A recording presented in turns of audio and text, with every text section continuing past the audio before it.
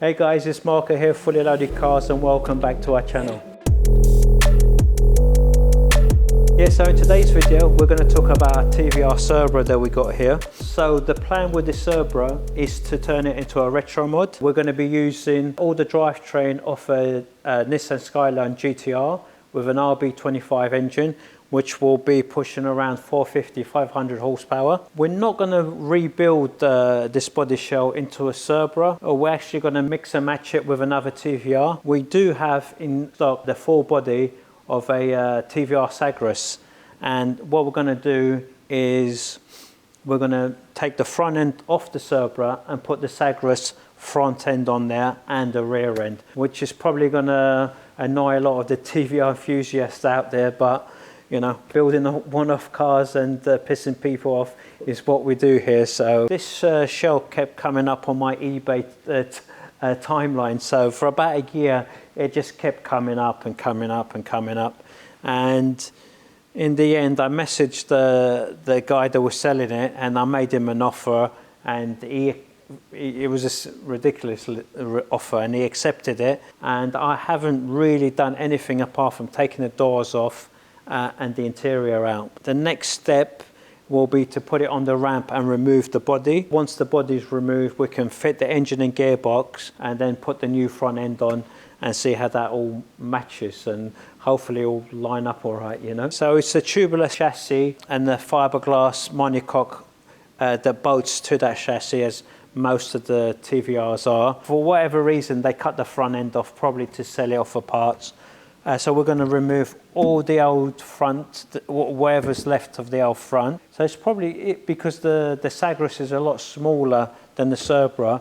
It's going to take a lot of jiggling around to get everything to fit properly. And I have posted about this car before, and everyone's saying it can't be done. It's one of them ones they're saying is the dimensions are all off and it can't be done. And when somebody says it can't be done, I will do it. Is that the reason why you're doing it? Yeah, one of the reasons they're saying it can't be done. It's just not going to look right. So two totally different cars, and they're probably the two best looking TVRs out there.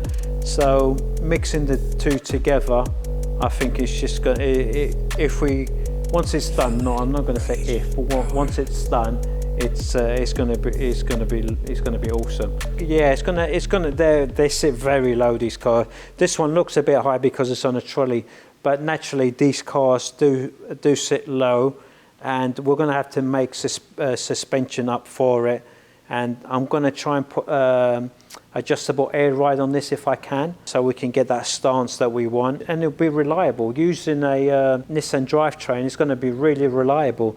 And you know, with these TVRs, you start them up, you take them down the road for 5 minutes and they break down. Hopefully this one will be able to do a full lap without it breaking down. So this one is actually being built to be sold, so this car will be up for sale once it's finished, or even now if you're interested. So yeah, this one is going to be a flip. So we're going to make a one-off to flip it. So anyone with deep pockets looking for a one-off of a kind TVR, leave us a message. Come on, Hachi.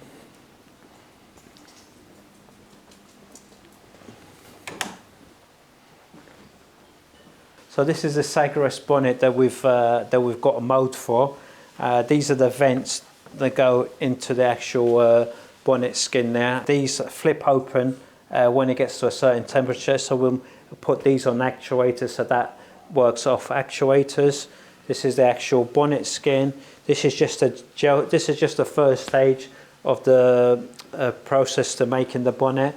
Once this is dry, and then we start laying out the fiberglass. We've got a video that we made of us making the whole front end and rear end. We've done that already. That's all ready to go on. Yeah, well, that's a Sagres with a Japanese heart. Yeah, that's Jamie's favourite bit.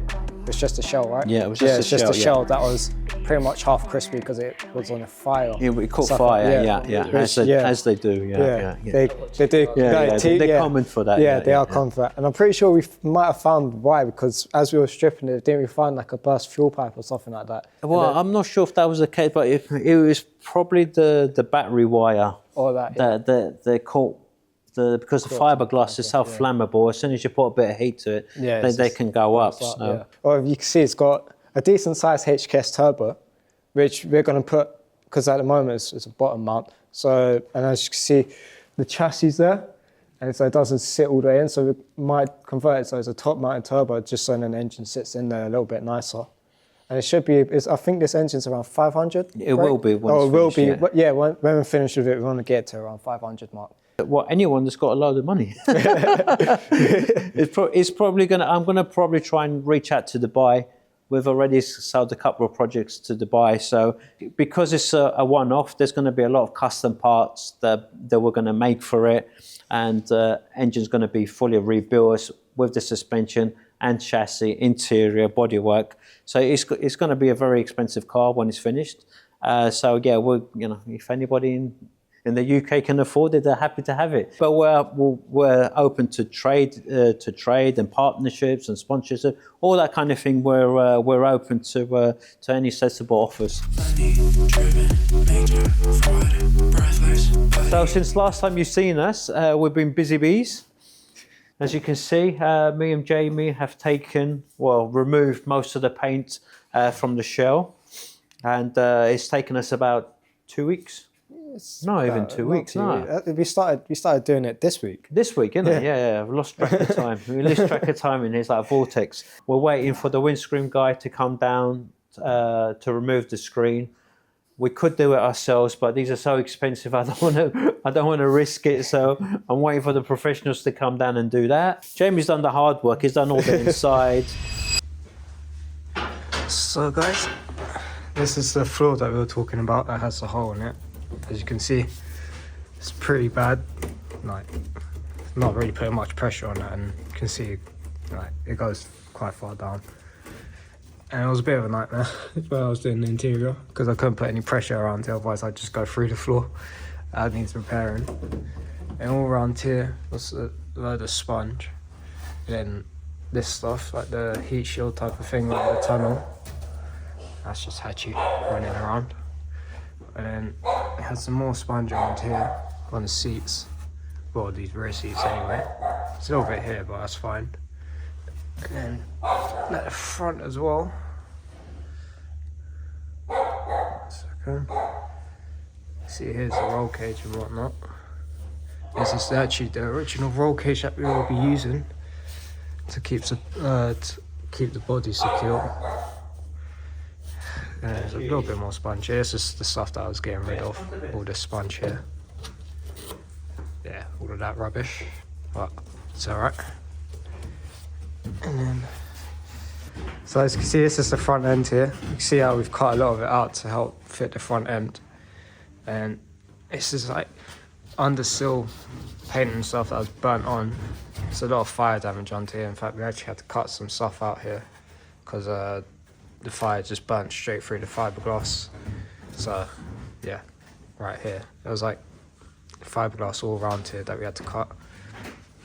And see all the fire, some more fire damage here. That's just burnt. And there was a load of prop rivets in here that we punched out. And then grinded some of them out, so just stuck in. And got some more paint around here that's coming off. That we've got to take off around here. It's the same on the sills. Show the sills. Here, still got paint on it. That I put some paint stripper on. It's coming off. That I need to take off. And eventually sand down. Like how we've done up here and everywhere else on the car. And you might be able to see on the rear. We've only sanded about half of it down. That's because we're going to be cutting around here somewhere to help fit the rear end on. The rear is slightly different at the top. So we're going to try to keep this shape here when we attach the rear end. And still got the boot to take down, like strip all the boot out of all this burnt rubbish and glue and stuff. But that's when we get to the rear anyway. Not yet. You see, got a lot of the paint out of here. We've got to do by hand, just can't get a DA in there. That's the roof. A few little imperfections here and there, but that's nothing we can't fix. And we've used a combination of sanding and paint stripper. Yeah. It's quite a bit of paint stripper as well. Went through like we said, like a bottle because we had like half a tin, and then we got another one gone about half of that. Yeah, so about 5 litres. I think about 5 litres. Yeah, about 5 litres. We didn't leave the paint stripper on for too long because we didn't want it to, because it does burn the fiberglass. It burns straight through the fiberglass. So yeah, it's come up pretty well, and we found loads of imperfections. 2 reasons we're taking the paint off. One is to look for imperfections like pinholes that have been filled or cracks, because fiberglass tends to crack in the joints. So to repair all of them. And the other reason is we don't want any paint on the fiberglass that we're going to bond the new rear end and front end on. So that's the main reason. You know, I want fiberglass to bond to fiberglass, not fiberglass blending onto bonded onto paint that might come off eventually. So yeah, I want to see it going blue, like the skyline blue. So and then it's like TVR outside, but obviously the heart of the car will end up being like Nissan. So I kind of want it to be like the Nissan blue. But why blue? Oh, the moon. It's Bayside. Bayside blue. Yeah. Bayside blue. Yeah. I think because the car was blue, but it wasn't the greatest shade of blue, and then. I don't know, I just have the picture of it in my head looking really nice and blue. I'm leaning towards orange because our branding's got a lot of orange in it. So I'm leaning towards that. But again, it could depend on if we sell the car before it's finished. And then that's gonna depend on the client's taste. So, you know, he might want it black, or a lot of these TVRs are the chameleon colours where they flip, like the old school chameleons. So, you know, it could be something like that. So, do it like a midnight purple 3, the Skyline one. Really, that's a really nice colour. I don't know if this car's big enough for that though. They look better on, but it's got the right curves for it. Yeah. So like a flip, that's why TVRs do that chameleon colours, because of all the curvatures on it. So I don't know, but leave us a comment. Tell us what give us some suggestions. Yeah, give us some suggestions. Let us know what colour you'd have it in. So I don't know. At the moment, it could be anything. So in the next episode, we'll be discussing colours, and Jamie's loves the engine, so we'll be discussing more on the engine mods and stuff like that. So yeah, thanks for watching, and don't forget to subscribe if you haven't so done already. And we've got a Patreon. Go and see us on that. Thanks for watching. I'll see you in the next one. See you later.